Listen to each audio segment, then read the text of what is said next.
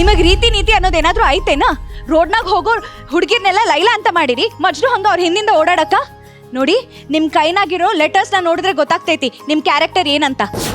ಒಂದಾ ಹುಡುಗಿನ ಇಷ್ಟಪಡೋ ಹಾಗಿದ್ರೆ 10-20 ಬಯೋಡೇಟಾ ಇಟ್ಕೊಂಡು ಎದಕ್ರಿ ಓಡಾಡ್ತಿದ್ರಿ? ಓಹೋ, ನಿಮ್ಮ ಲೆಕ್ಕದಲ್ಲಿ ಕಮಲ ಇಲ್ದಿದ್ರೆ ವಿಮಲ, ವಿಮಲ ಇಲ್ದಿದ್ರೆ ಶ್ಯಾಮಲ, ರೈಟ್? ಆ ಕಮಲ ಇದ್ದಾಳಲ್ಲ ನಿಮ್ ಪಕ್ಕದ ಮನೆ ಹುಡುಗಿ, ಅವಳೆ ಮೇಡಮ್. ರೀ ನೋಡಿ, ನಿಮ್ ಕೈಯಲ್ಲಿರೋ ಬಯೋಡೇಟಾಗಳನ್ನ ತಗೊಂಡು ಹೋಗಿ ಯಾವ್ದಾದ್ರು ಒಂದೊಳ್ಳೆ ಕಂಪನಿಲಿ ಕೊಡಿ. ಅಲ್ಲಿ ಯೋಗ್ಯತೆಗೆ ತಕ್ಕ ಹಾಗೆ ನಿಮಗೆ ಸಂಬಳನಾದ್ರೂ ಕೊಡ್ತಾರೆ, ಜಾಬ್ ಆದ್ರೂ ಕೊಡ್ತಾರೆ. ಅದ್ ಬಿಟ್ಟು ಹೀಗೆ ಹುಡುಗಿರಿಂದ ಅಲಿಯೋದಲ್ಲ.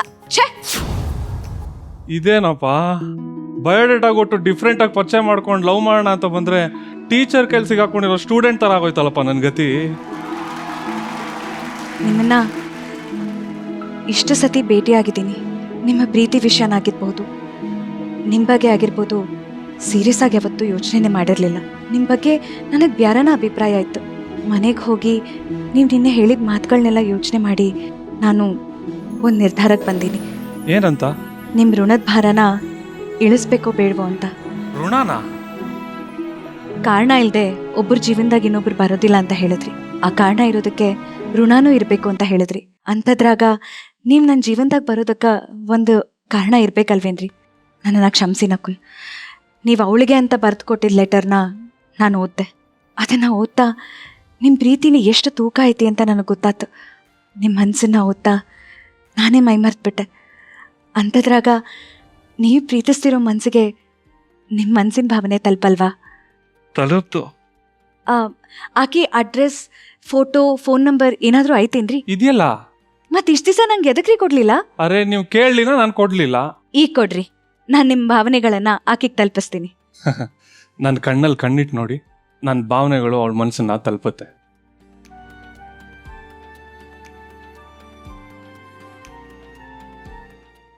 ದಿವ್ಯಾ, ನಾನು ಇಷ್ಟಪಟ್ಟಿರೋ ಮನಸ್ಸು ನಿಮ್ದೆ.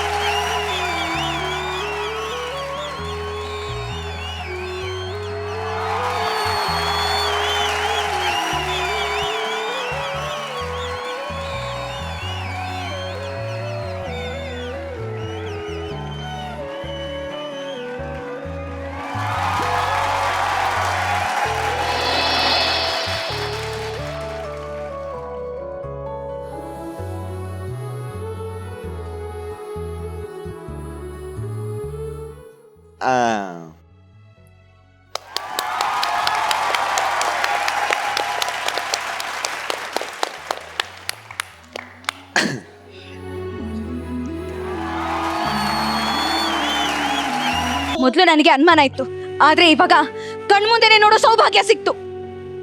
ದಿವ್ಯಾ, ವಿಷಯ ಸರಿಯಾಗಿ ತಿಳ್ಕೊಳ್ದೆ ಏನೇನೋ ಮಾತಾಡ್ಬೇಡ. ಹೌದು, ನಂದೇ ತಪ್ಪು. ನಾನು ಅನ್ಕೊಂಡಿರೋ ಹಾಗೆ ಏನೂ ಆಗಿಲ್ಲ. ನೀವು ಒಳ್ಳೆಯವರು ಅಂತ ನಿಮ್ಮನ್ನ ಪ್ರೀತಿಸ್ದೆ, ಜೊತೆಲಿರ್ಬೇಕು ಅಂತ ಮದುವೆ ಮಾಡ್ಕೊಂಡೆ, ನಮ್ಮ ಸಂಸಾರ ಚೆನ್ನಾಗಿರ್ಬೇಕು ಅಂತ ಆಸೆ ಪಟ್ಟೆ. ಆದ್ರೆ ಎಲ್ಲ ಸುಳ್ಳಾಗೋಯ್ತು. ನಾನು ಮನೆ ಬಿಟ್ಟು ಹೋಗಿ ನಿಮ್ಮ ಮನಸ್ಸನ್ನ ನೋಯಿಸ್ದೆ.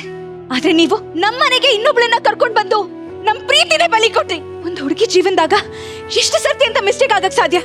ಕಣ್ಮುಂದೆನೆ ಸತ್ಯ ಇದ್ರು ಅದನ್ನ ಸುಳ್ಳು ಅಂತ ಹೇಳೋ ನೀವು ನನ್ನ ಬೆನ್ನ ಹಿಂದೆ ಇನ್ನ ಎಷ್ಟೆಲ್ಲ ಆಟ ಇರಬಹುದು. ನಿಮ್ಮನ್ನ ಪ್ರೀತಿ ಮಾಡಿ ಮದುವೆ ಆಗಿತ್ತು ನನ್ನ ಜೀವನದಲ್ಲಿ ನಾನು ಮಾಡಿದ್ದು ದೊಡ್ಡ ಮಿಸ್ಟೇಕ್. ಇವತ್ತಿಗೆ ನನ್ನ ನಿಮ್ಮ ಸಂಬಂಧ ಮುಗಿದು ಹೋಯ್ತು. ಯಾವತ್ತು ನನ್ನ ಜೀವನದಾಗ ಬರೋ ಪ್ರಯತ್ನ ಮಾಡಬೇಡಿ. I hate you Nakul. Divya, I hate you. Divya, Divya.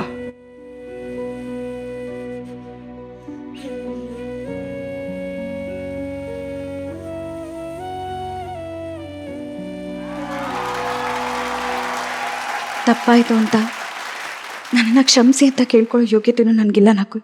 ಗಂಡ ಇಲ್ಲದೆ ಹೋದ್ರು ಜೀವನ ಮಾಡ್ತೀನಿ ಅಂತ ಡಿವೋರ್ಸ್ವರೆಗೂ ಹೋದೆ. ಐಮ್ ಸಾರಿ ನಕುಲ್, ನಿಮ್ಮನ್ನು ಅರ್ಥ ಮಾಡ್ಕೊಳ್ಳಿಲ್ಲ. ಪ್ಲೀಸ್ ನನ್ನನ್ನು ಕ್ಷಮಿಸ್ತೀರಾ? ತಪ್ಪು ನೀನೊಬ್ಳದೇ ಅಲ್ಲ, ನಂದು ಇದೆ ದಿವ್ಯಾ. ನಾವಿಬ್ರು ಮೊದಲೇ ಕೂತು ಮಾತಾಡಿದ್ರೆ ಪರಿಸ್ಥಿತಿ ಈ ಮಟ್ಟಿಗೆ ಹೋಗ್ತಾ ಇರಲಿಲ್ಲ. ನಾವು ಮಾಡಿದ ತಪ್ಪಿಗೆ ಪ್ರಾಯಶ್ಚಿತ್ತ ಏನು ಗೊತ್ತಾ?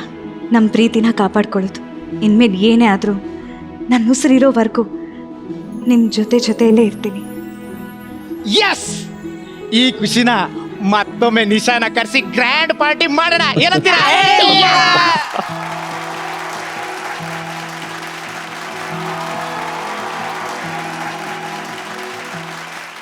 ನಮ್ಮ ಸ್ಯಾಂಡಲ್ವುಡಿನ ಲವ್ಲಿ ಸ್ಟಾರ್ ಪ್ರೇಮ್ ಅವರು ಹಾಗೂ ಮೋಹಕ ತಾರೆ ರಮ್ಯಾ ಅವರು ನಟಿಸಿರುವಂತಹ ಅದ್ಭುತವಾದಂತಹ ಚಿತ್ರ ಜೊತೆ ಜೊತೆಯಲ್ಲಿ ಸೆಪ್ಟೆಂಬರ್ 22, 2006 ಬಿಡುಗಡೆ ಆಗಿರುವಂತಹ ಸಿನಿಮಾ 20 ವರ್ಷಗಳು ಕಳೆದಿದೆ. ತೂಗುದೀಪ ಪ್ರೊಡಕ್ಷನ್ಸ್ ಅಲ್ಲಿ ಬಂದಿರುವಂತಹ ಈ ಸಿನಿಮಾ ದಿನಕರ್ ತೂಗುದೀಪ್ ಸರ್ ಅವರ ನಿರ್ದೇಶನ ಆಯಿತು. ನಿರ್ಮಾಣ ಮಾಡಿದ್ದು ಮೀನಾ ತೂಗುದೀಪಮ್ಮ, ಮ್ಯೂಸಿಕ್ ಮಾಡಿದ್ದು ಹರಿಕೃಷ್ಣ ಸರ್. ಈ ಒಂದು ಅದ್ಭುತವಾದಂತಹ ಸಿನಿಮಾ ಕೊಟ್ಟಂತಹ ಚಾಲೆಂಜಿಂಗ್ ಸ್ಟಾರ್ ದರ್ಶನ್ ಸರ್ಗೆ ಜೋರಾದ ಚಪ್ಪಾಳೆ. ಈ ಇಡೀ ಕರ್ನಾಟಕದ ಜನತೆ ಕಡೆಯಿಂದ ಥ್ಯಾಂಕ್ಸ್ ಅಂತ ಹೇಳ್ತಾ ಇದೀವಿ. Thank you so much. Yes Prem ಅವರೇ, ಈ ಸಿನಿಮಾ ಎಕ್ಸ್ಪೀರಿಯನ್ಸ್ 20 ವರ್ಷ ಆಯಿತು ಸಿನಿಮಾ ಮಾಡಿ. ಈ ಸಿನಿಮಾ ನನಗೊಬ್ಬನಿಗೆ ಅಲ್ಲ, ಸುಮಾರು ಜನಕ್ಕೆ ಲೈಫ್ ಕೊಟ್ಟಂತ ಸಿನಿಮಾ. ಹರಿಕೃಷ್ಣ ಅವ್ರಿಗಿರ್ಬೋದು, ಹರಿಕೃಷ್ಣ ಅವರ ಮೊದಲನೇ ಸಿನಿಮಾ ಇದು. ಜಸ್ಟ್ 1 ಅವರಲ್ಲಿ 6 ಟ್ಯೂನ್ ಓಕೆ ಆದಂಥ ಸಿನಿಮಾ, ಅವ್ರ ಫಸ್ಟ್ ಸಿನಿಮಾ. ಆಮೇಲೆ ದಿನಕರ್ ಅವ್ರಿಗೆ ಒಂದು ಲೈಫ್ ಕೊಟ್ಟಂತ ಸಿನಿಮಾ, ಫಸ್ಟ್ ಡೈರೆಕ್ಷನ್ ಅವ್ರಿಗೆ. ಹೌದು ಆಮೇಲೆ ತೂಗುದೀಪ ಪ್ರೊಡಕ್ಷನ್ ಅಲ್ಲಿ ಫಸ್ಟ್ ಪ್ರೊಡಕ್ಷನ್. ಹೌದು. ಸೊ ಹಾಗಾಗಿ ಸಿನಿಮಾ ಬಗ್ಗೆ ಬಹಳಷ್ಟು ಹೆಮ್ಮೆ ಇದೆ. ನನಗೆ ಬಹಳ ದೊಡ್ಡ ಮಟ್ಟದಲ್ಲಿ ಯಶಸ್ಸು ತಂದು ಕೊಟ್ಟಂತ ಸಿನಿಮಾ, ಸಿಲ್ವರ್ ಜೂಬ್ಲಿ ನನ್ನ ಲೈಫಲ್ಲಿ ಕೊಟ್ಟಂತ ಸಿನಿಮಾ ಅದು. ಸೊ ಹಾಗಾಗಿ ಯಾವತ್ತೂ ಮರೆಯೋದಕ್ಕಾಗಲ್ಲ. ಮನೆಯವರೆಲ್ಲ ಆಕ್ಚುಲಿ ಇದು ದರ್ಶನ್ ಸರ್ಗೆ ಅಂತ ಸಿನಿಮಾ ಮಾಡ್ಬೇಕಂತ ದಿನಕರ್ ಅವರು ಪ್ಲಾನ್ ಮಾಡ್ಕೊಂಡಿದ್ದು, ನಮ್ಮ ಅಣ್ಣನಿಗೆ ಫಸ್ಟ್ ಸಿನಿಮಾ ಮಾಡ್ಬೇಕು ಅಂತ ಹೇಳಿ. Okay okay. ಪ್ಲಾನ್ ಎಲ್ಲ ನಡೆದಾಗ ದರ್ಶನ್ ಅವ್ರಿಗೆ ಕತೆ ಹೇಳಿದ್ದಾರೆ. ಓಕೆ. ಕೇಳಿದಾಗ ಈ ತರ ಹೇಳಿದಾಗ ಅವ್ರು ಹೇಳಿದ್ರಂತೆ, ನಮ್ಮ ಪ್ರೊಡಕ್ಷನ್ ಅಲ್ಲಿ ಫಸ್ಟ್ ಸಿನಿಮಾ ಮಾಡ್ತಾ ಇದೀವಿ, ಯಾರಾದ್ರೂ ಹೊಸ ಹುಡುಗರಿಗೆ ಅವಕಾಶ ಕೊಡೋಣ ಅಂತ ಹೇಳಿದಂಥದ್ದು. ಆ ರೀತಿಯಾದಂತ ಒಂದು ಹೃದಯ ವೈಶಾಲ್ಯತೆ ಎಲ್ರಿಗೂ ಬರಲ್ಲ ಅದು. ಹೌದು.